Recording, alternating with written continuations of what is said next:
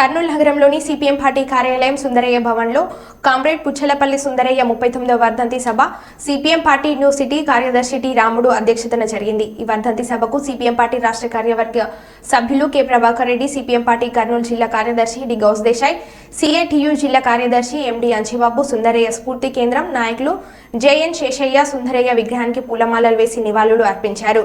ఈ సందర్భంగా CPM party రాష్ట్ర కార్యదర్శి వర్గ సభ్యులు కె ప్రభాకర్ రెడ్డి, జిల్లా కార్యదర్శి డి గౌస్ దేశాయ్ మాట్లాడుతూ ఉద్యమమే ఊపిరిగా ప్రజాసేవకు అంకితమై ఆడంబరాలకు ఆర్భాటాలకు దూరంగా ఉంటూ 6 దశాబ్దాలకు పైగా రాజకీయ జీవితాన్ని గడిపిన మహోన్నత వ్యక్తి కామ్రేడ్ పుచ్చలపల్లి సుందరయ్య అని అన్నారు।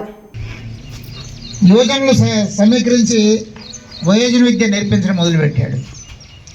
గ్రామంలో పేదవాళ్ళకు వైద్యం కోసం ఎలాంటి ఖర్చు లేకుండా వైద్యం చేసే పని మొదలుపెట్టాడు।